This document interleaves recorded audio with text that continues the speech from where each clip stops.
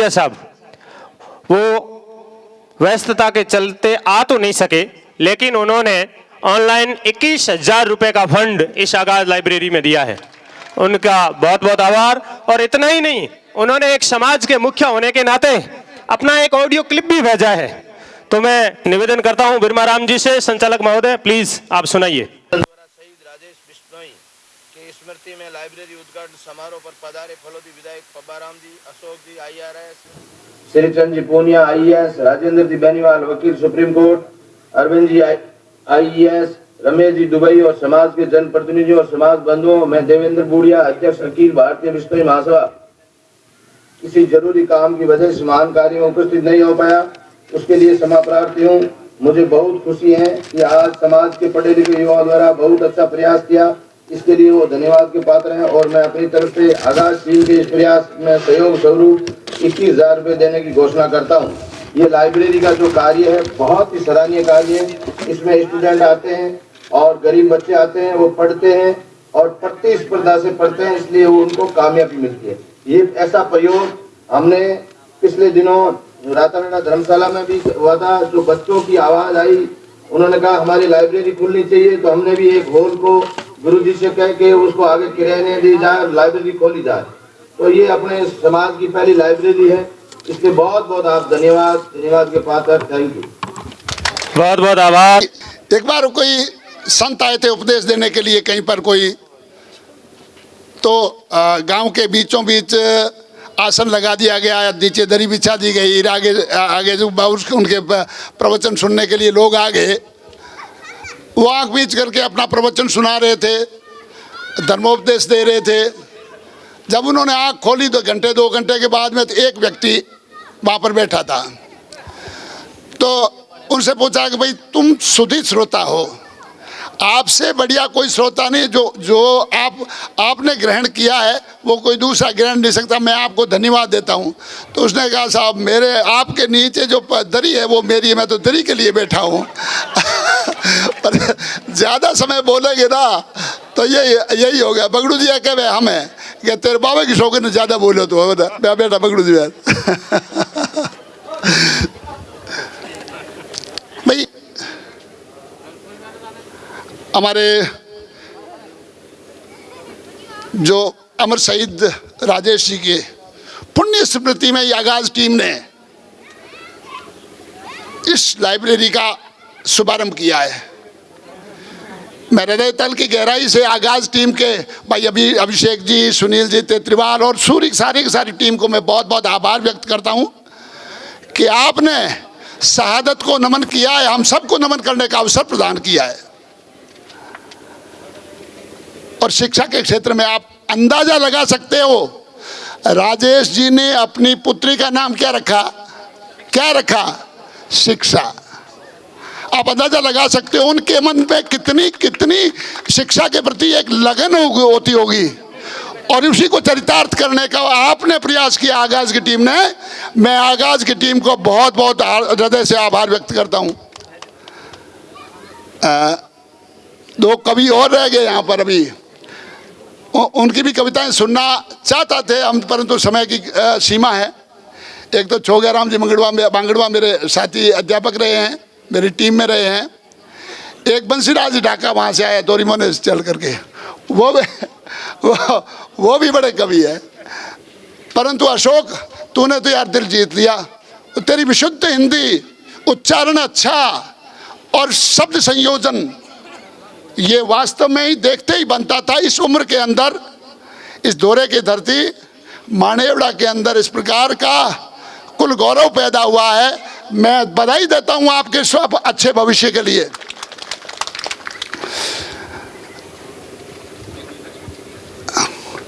हमारे बीच विराजमान इस आगाज टीम के मुखिया भाई अभिषेक जी, जो मेरे साथी शिक्षक छोक जी के बेटे हैं। छोक जी अपने आप में एक अच्छे कवि है, संस्कार देने वाली संस्था है बाकी सभी को। तो निश्चित तौर से उनके संस्कारों के कारण आप जो समाज हित के अंदर ये काम करने के लिए प्रवृत्त हुए हैं, आपको बधाई।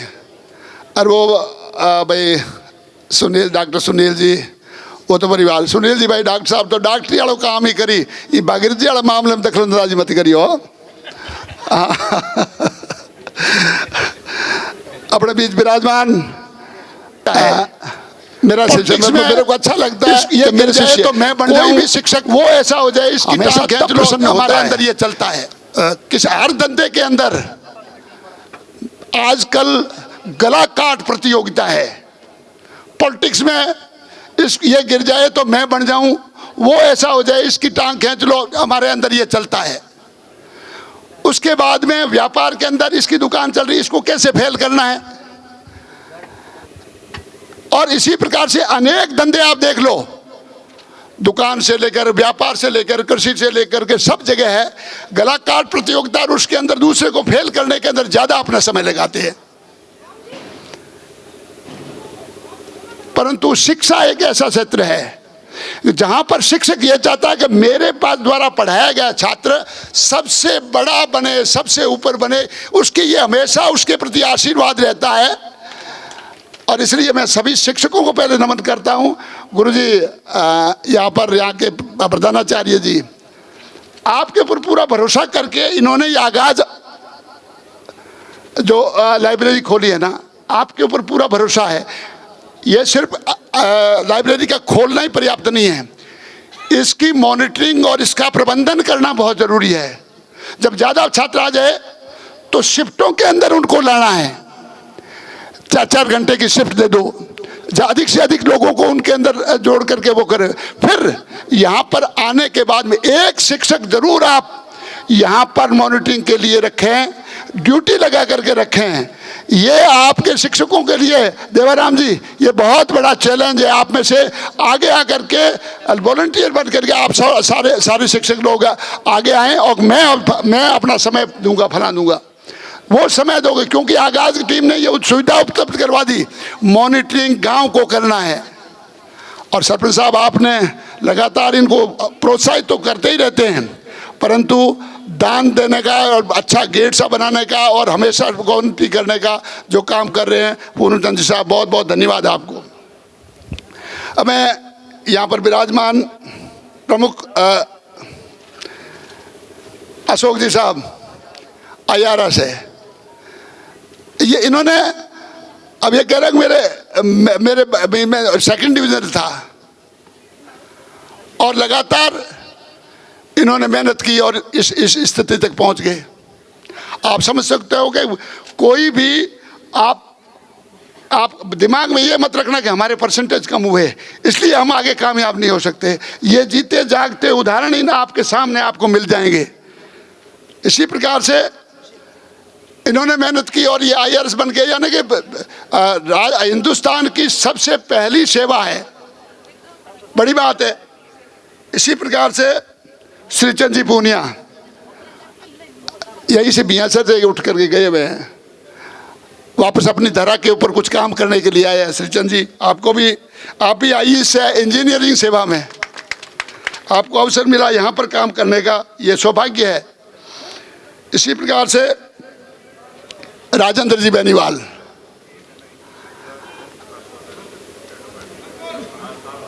सुप्रीम कोर्ट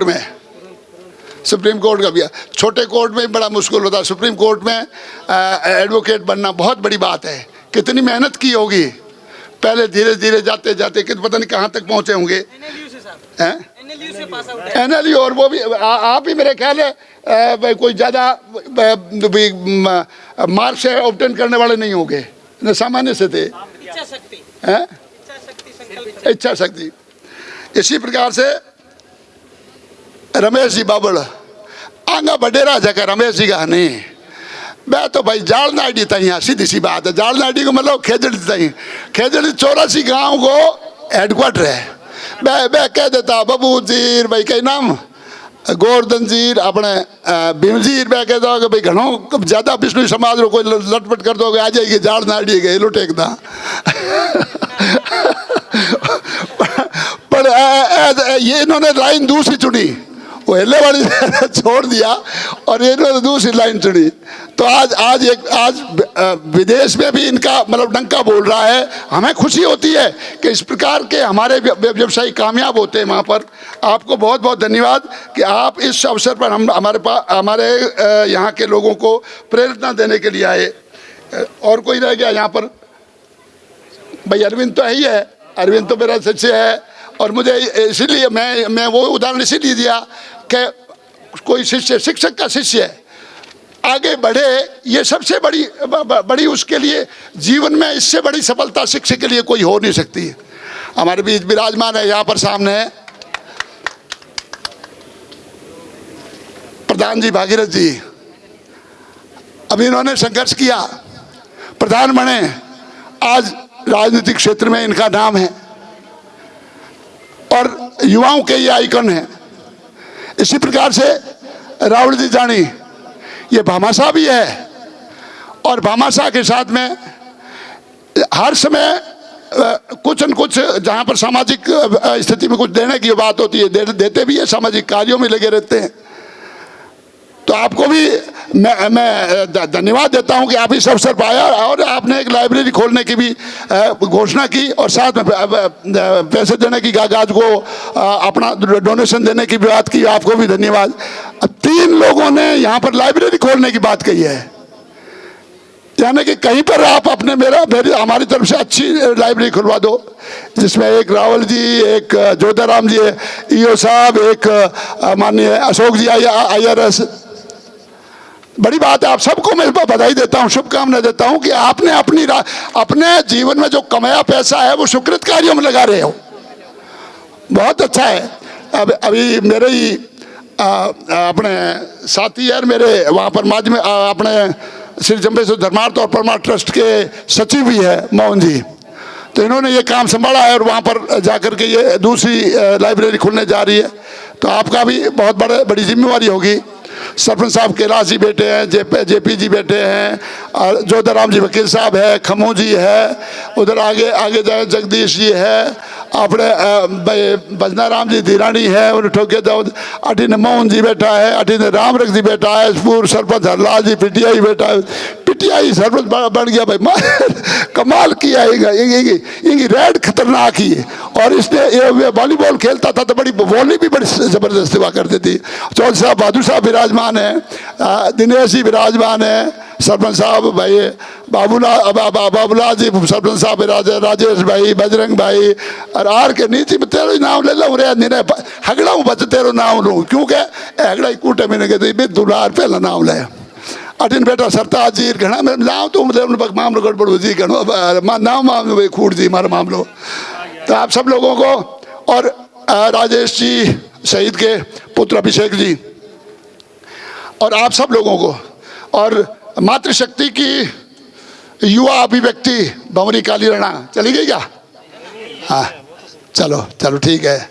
आप सब लोगों को बधाई देता हूँ, शुभकामना देता हूँ कि ऐसी सुविधाएं आपके गांव में यहाँ पर मिल रही है। धन और शक्ति ये 2 तरह से काम करती है।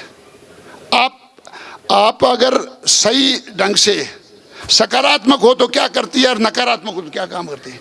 जैसे विद्या विवादाय धनम मदाय शक्ति परेशान पीड़ पर पीड़नाय खरस्य साधु विपरीत एतद ज्ञानाय दानाय च रक्षणाय।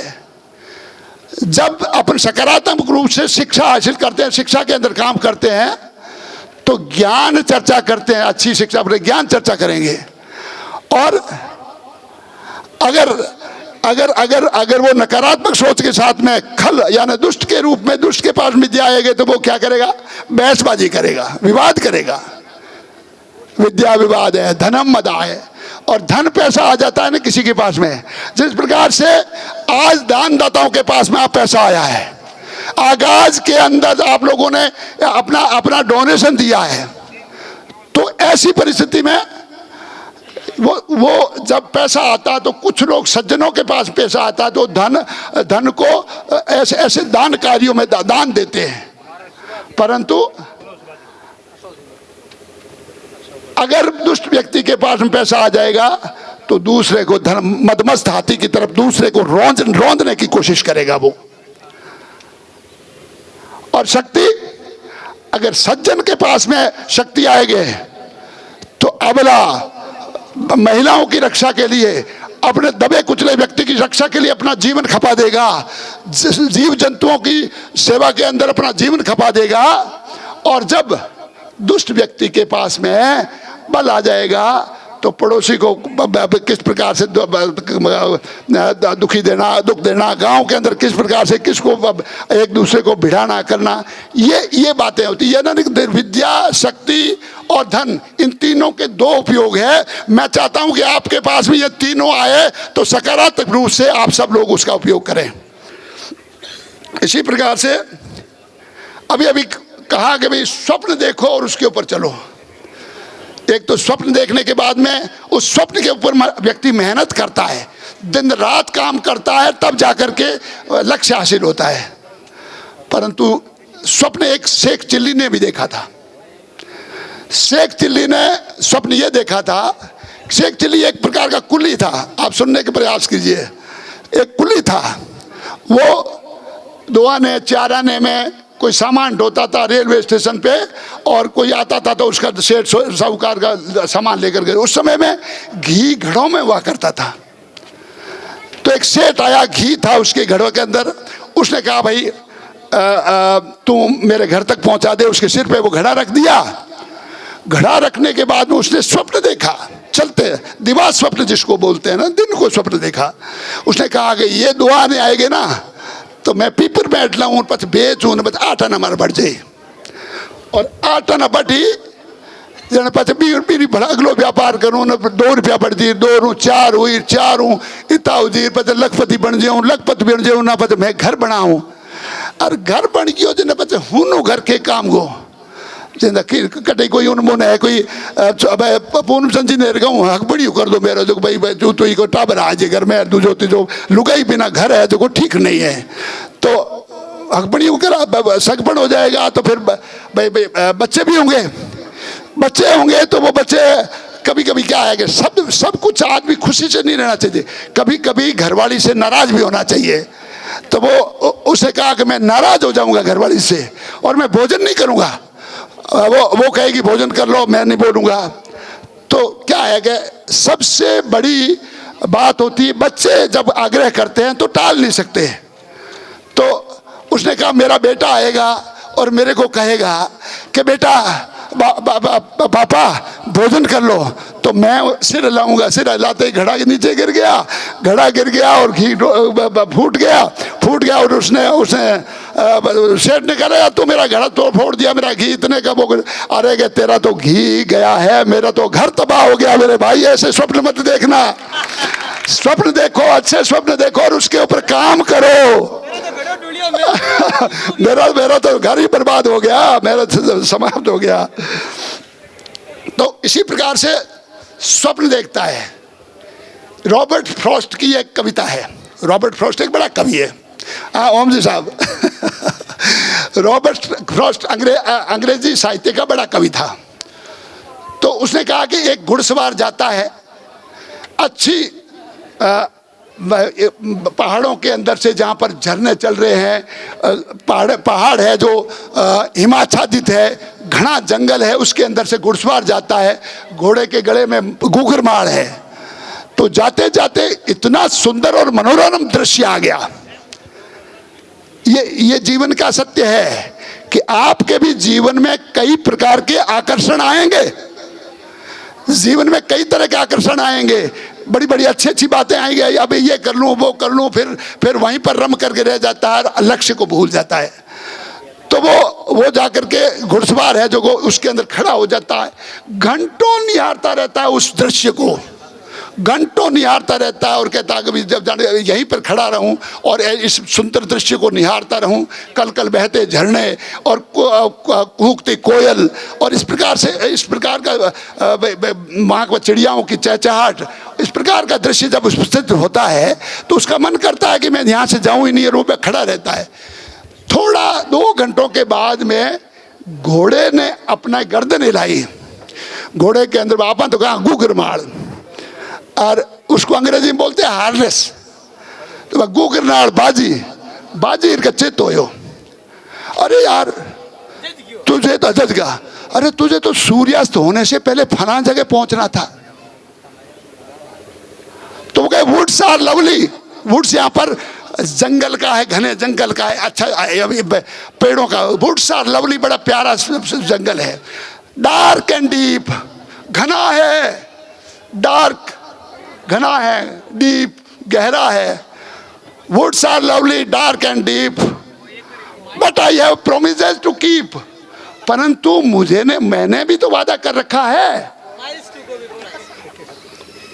But I have promises to keep and miles to go before I sleep and miles to go before I sleep। मुझे सोने से पहले मीलों रास्ता तय करना है, यानी कि आपके जिंदगी के अवसान से पहले आपको भी बहुत बड़ा रास्ता तय करना है, आपको भी जीवन में कामयाब होना है। ये संदेश वो देते हैं। तो आपसे मेरा निवेदन है, आपके जीवन में भी अनेक आकर्षण आएंगे। जवान व्यक्ति शेख चिल्ली की तरह स्वप्न देखता है, दिवा स्वप्न देखता है, उन सपनों को मत देखो। सपने ऐसे देखो, उन सपनों के अंदर अपन कामयाब हो जाएं और उसके लिए पूरी मेहनत लगा दे, अपना जीवन खपा दे, तब जाकर के लक्ष्य प्राप्त होता है। आपको जीवन में उस लक्ष्य को प्राप्त करने के लिए इस प्रकार का वातावरण आपको मिलेगा, यानी कि अकेला बैठा है और चुपचाप अपने काम में लगा है। आप अभी बताया ना कि कोई जरूरी नहीं है कि आपके पास बहुत सारे पैसे हो। 10,000 रुपये क्लासेज आप अटेंड कर सकते हैं, ऑनलाइन क्लासेज अटेंड कर सकते हैं, यहाँ पर स्विच लगा है, वहाँ पर लगा करके वो काम कर सकते हो। तो आप सब लोगों को मैं बधाई देता हूँ और टीम आगाज को, और इस टीम आगाज के लिए अपनी सुकृत कमाई से, हाँ ब्लास्ट नहीं कर रहा, सुकृत कमाई से, तो वो अभी ज़्यादा बोलूँगा तो क्योंकि आदत रहेगी ना। नहीं मेरे को तो नहीं करना, मैं ज़्यादा बोलूँगा भी नहीं आप सब लोगों को, क्योंकि मास्टर की आदत है 40 मिनट बोलने की। क्यों चौर साहब 40 मिनट बोलने की आदत है ना, 40 मिनट आठ बुआ जाएगी भाई, अब हम नहीं रुकेंगे। पर मैं आपसे निवेदन करता हूं कि लगातार अपने बालकों को यहाँ पर भेजें भी और उनकी मॉनिटरिंग भी करें कि बच्चा कहाँ जा रहा है। आपको यहाँ का आकर के कहता है कि मैं वहाँ पर लाइब्रेरी में जाता हूँ, परंतु यहाँ पर नहीं आ रहा है। और जिसका एनरोलमेंट होता है वो अगर 1-2 दिन से नहीं आता है तो उसके माँ बाप से आप संपर्क करिए, या मॉनिटरिंग करने वाले भाई मेरे साथी रहे कैलाशदान जी, मेरे साथ में मेरे यहाँ पर साइंस के टीचर अब लेक्चरर रहे हैं। जब मैं अब भाई थोड़ा सा मेरा भी जीवन का बता देता हूँ कि भी क्या है, कि मैं ज़्यादा समय नहीं लेते हुए मैं इतना सा कहूँगा कि मेरे जीवन में मैंने कभी भी जहाँ पर पढ़ा हूँ मैंने एग्ज़ाम दिया ही नहीं। तीसरी टाइम हमारी स्कूल ही, तीसरी का एग्ज़ाम हमने डेलाना में पढ़ते पढ़ते दिया पूर्वी डानी, और 5वीं तक पढ़ा, और 5वीं पढ़ने के बाद में एग्ज़ाम दिया लो आउट की स्कूल में, और फिर लो आउट में 10वीं तक पढ़ा और एग्ज़ाम दिया फड़ौदी के अंदर। फड़ौदी में पढ़ा तो फड़ौदी में दिया, इतना सा बात है। उसके बाद में देखिए मैं ये अहंकार स्वरूप नहीं कह रहा हूँ, परंतु अगर कोई मन में होती है शिक्षा हासिल करने की, मेरे पिताजी ने मेरे को भर्ती कराया था तो उन्होंने कहा था कि भाई इसकी उम्र इतनी लिख दो कि 17 साल का होए ना तब 10वीं पास कर ले। तो मेरी 1 साल उम्र ज़्यादा लिख दी गई, 52 की जगह 51 लिख दी गई, और परंतु मैं कपूत निकलियो।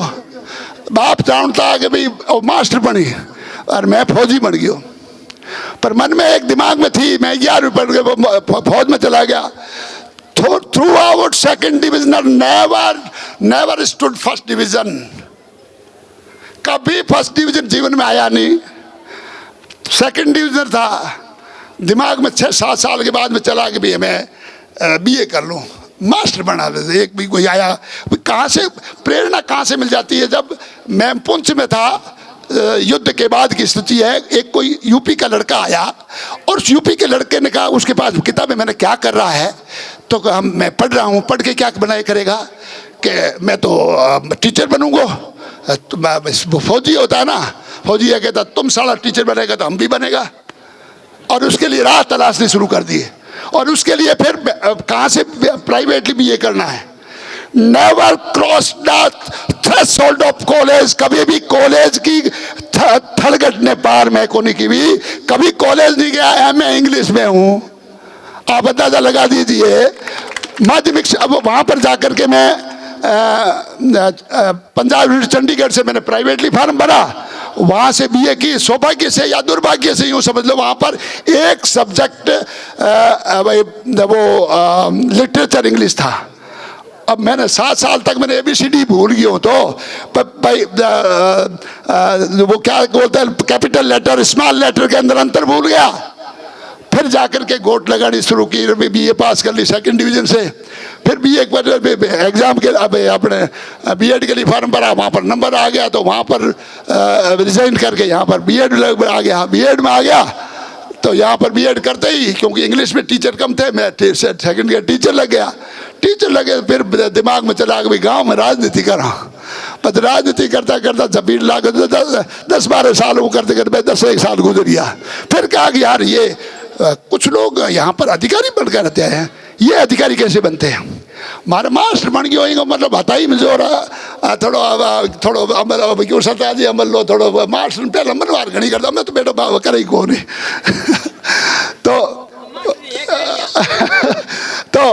तो वहाँ पर भाई तो मैंने कहा ये अधिकारी कहाँ से आते हैं, तो अधिकारी तो RPSC से एग्ज़ाम देते हैं, तो मैं भी दूँ। तो मैंने RPSC से एग्ज़ाम दिया। मैं MA उस अंग्रेजी मैंने पंजाब राजस्थान यूनिवर्सिटी जयपुर से कर लिया। कभी भी कॉलेज में नहीं गया बिटिया, घर पे ही पढ़ा, कहीं नहीं गया, और इंग्लिश में MA हूँ, आप अंदाज़ा लगा सकते हो। तो इसलिए कहीं पर भी हम स्कूल में जाएं, स्कूल में कॉलेज में जाएं, उसके बाद भी हम पढ़ लेंगे। ये दिमाग से निकाल है वो आपके अंदर ये दिमाग में होना चाहिए कि मुझे पढ़ना है। लक्ष्य निर्धारित कर लो, आप पढ़ लोगी निश्चित तौर से। अब तो बहुत सारे साधन, उस समय तो कुछ भी नहीं था। और उसके बाद में मैं MA कर ली, उसके बाद मैंने एग्ज़ाम दिया। पहले एग्ज़ाम में फेल हो गया, दूसरे एग्ज़ाम में RPSC क्लियर किया, और ये क्लियर करने के बाद में हेडमास्टर बन गया। और राजस्थान के अंदर 2nd डिवीजन 3rd डिवीजन आयो मैं MA में, और हायर सेकेंडरी में pass by grace but 2nd division. वो व्यक्ति RPSC में राजस्थान में उसका 14 नंबर होता है, पर RPSC के चेयरमैन ऐसे नहीं हुआ करते जो अब है। जो युवाओं के उनके भाग्य के साथ में खिलवाड़ करते, ऐसे चेयरमैन नहीं हुआ करते, अच्छे हुआ करते थे। तो वहाँ पर 14 नंबर आ गया, फिर हेडमास्टर बन गया।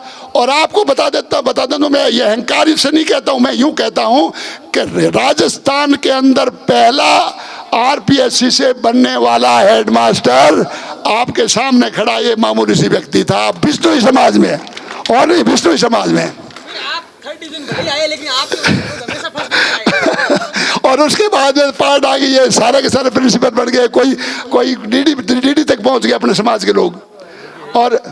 और उसके बाद में हेडमास्टर, फिर प्रिंसिपल, दूसरा तीसरा ब्लॉक शिक्षा अधिकारी, वो चलता रहा।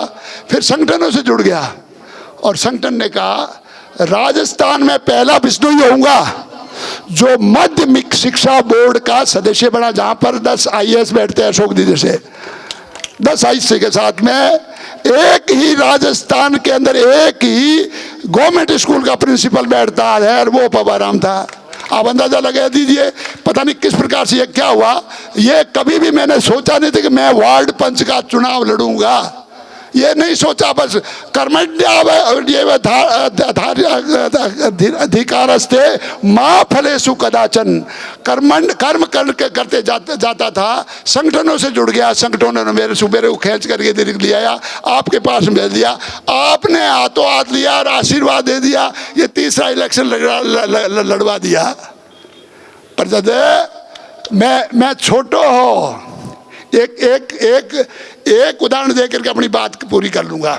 जब मैं छोटा था, मेरे चारे के बाड़े के अंदर मेरी माँ चारा कर रही थी, और मारे ऊँटारो टोड़ो घणो हांडियारो ऊँटारो टोड़ो हो 50-60 ऊँटा हुआ उन टाइम में स्कॉर्पियो धके करने होंगी वो हागिड़ो हेंटो आदमी होंदो तो वो वहाँ पर जो चैत बैसाख के अंदर जो कमज़ोर ऊँट थे उनको ला करके उनको चौपड़ना उनको नमक देना वो काम कर रहे थे। हमारे उन टोले को चराने वाला था अणुता राम राई का, अरे अभी कुम कोराला। अणुता राम ने बोला मैं खेल रहा था कदे गुडाड़ी खेलूर कदे कोई ऊंधा चूट कूदूर, उसने कहा इधर आ रहे, जब मैं आ गया उसने मेरा हाथ देखा, हाथ देकर उसने सोचा कि अभी बाकी सभी बड़े वाला है, 3 बच्चियों के बाद बड़ा बेटा है, एक जो यहाँ पर आपके पांचाराम जी यहाँ पर रह करके वो गोरे बहुत थे तो इसलिए वो भी लाडका है पिताजी के, छोटे वाला सबसे लाडका।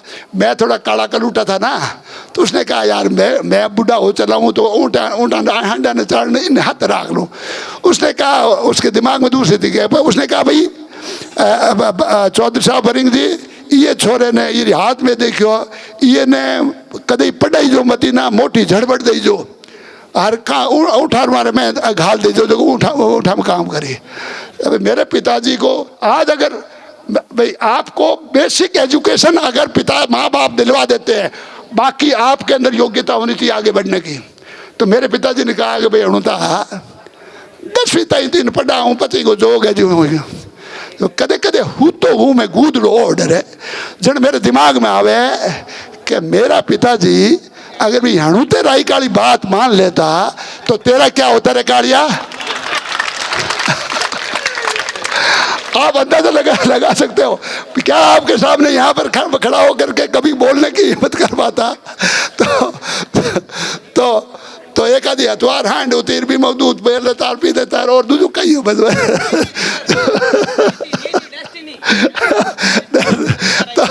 तो ये सारा कुछ है पता नहीं कैसे हो गया क्या। कभी कभी दिमाग में सोचा नहीं कि मुझे मैं ये बनूंगा ये करूंगा, बस काम करते गया, संगठनों से जुड़ते गया, आप करते करता भलाई का काम करता, कभी माध्यमिक अब वहाँ पर समाज का काम कर दिया, वहाँ पर धर्मशाला बना दी, वहाँ पर ये कर लिया वो कर लिया, संगठन में भी किया। तो यानी कि आप करते जाओ रास्ता अपने आप खुलेगा। आपका लक्ष्य निर्धारित करके अपना काम करते जाओ, एक बार प्लग हो गए, दूसरी बार प्लग हो गए, आखिर आप लक्ष्य तक पहुंचते हो। और आपके लक्ष्य तक पहुंचने के लिए मैं ईश्वर से गुरु महाराज से कामना करता हूं, प्रार्थना करता हूं आप सब लोगों को, आप नवी युवा पीढ़ी को, हमारे सभी यहाँ पर आए शिक्षक जो वृंद, इन सभी का आशीर्वाद है। परंतु स्वप्न से चिल्ली वाला मत देखना, स्वप्न देखना राष्ट्रपति अब्दुल कलाम अब्दुल कलाम वाला वैसा स्वप्न देखो, वैसे स्वप्न देख करके आगे बढ़ो। ये नहीं है कि भाई स्वप्न देख लिया यार आगे तो घी को घड़ो ही फोड़ दो मटी। तो आप सब लोगों को बहुत बहुत धन्यवाद, मुझे अवसर प्रदान किया। मैं 1 घंटे को टाइम लियो बड़ा तो घंटों तो मैं आप ही ले लियो। बहुत बहुत धन्यवाद। एक बार पुनः भोजा सर की पवित्र धरा को नमन करते हुए आप सबको धन्यवाद देता हूँ। वाला जो स्थान है परमार्थ धर्म